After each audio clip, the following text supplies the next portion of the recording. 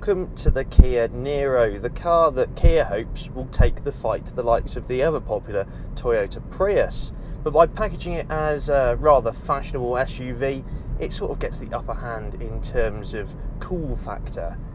Priuses have a bit of a stigma about them, and well, Kia's reputation has been getting better and better, certainly as every car is offered with a 7-year, 100,000 mile warranty. A lot of the cars we've tested of late we have liked an awful lot. So what is the Niro all about?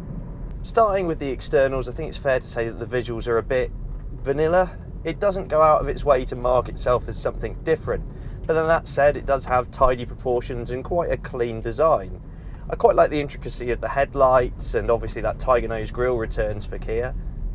Inside, the Kia Niro really does make sense for families. There's plenty of space in here, and that's further amplified by the big glass windows letting in plenty of light.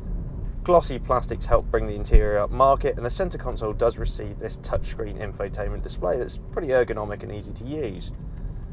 Now, this specific Niro is the 2 specification. It's a mid-level car and it's the one to go for, because it has everything that you could possibly need. It's got cruise control, it's got dual zone climate control, it's got the aforementioned touchscreen. All of that comes with it at a very respectable price. The seats are half leather, and I can say after a considerable amount of driving this week, they're really comfortable. They're supportive in all the right places, and yeah, you can definitely settle down and do a long distance in them. Rear passengers have plenty of space. There's a nice flat floor, no real protruding transmission tunnel, and you can easily sit 3 adults back there, loads of head and leg room. A nice wide opening boot gives you 427 litres of space, or 1,425 with the back seats folded flat. Now, the Kia Niro under its bonnet has a 1.6 litre turbo petrol engine, and that's then mated to an electric motor, which the batteries are situated under the back seats. Total output is 139 brake horsepower and 265 newton meters of torque. Now, most hybrids have a variety of modes to flick in and out of electrical and combustion power and this, that and the other. The Niro is nice and simple. It just gets on with it, and it chooses the most efficient way to power the car depending upon how you drive.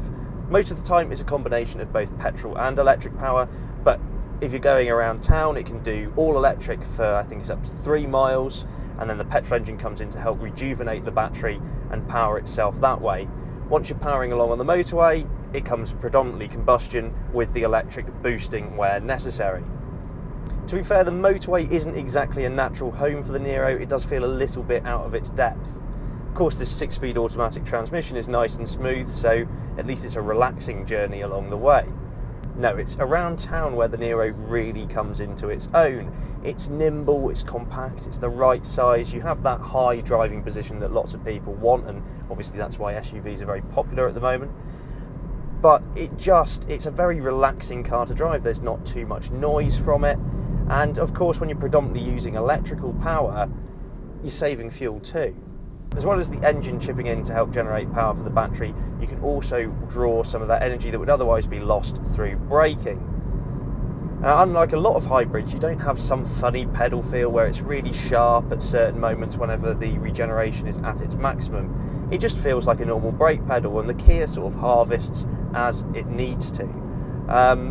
It makes the driving experience much more natural, and I think that's certainly something that the Niro has over some of its competitors. Kia claim that their new Niro will do 74 mpg and emit just 88 grams per kilometre of CO2.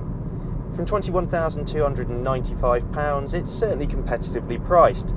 No, this is not your motorway hauler, but if you predominantly drive urban environments in and around town, stop-start traffic, this really could be a viable alternative for your conventional combustion family car. Thanks very much for watching, and let us know what you think in the comments below. Please subscribe for all of the latest and greatest cars to hit the road.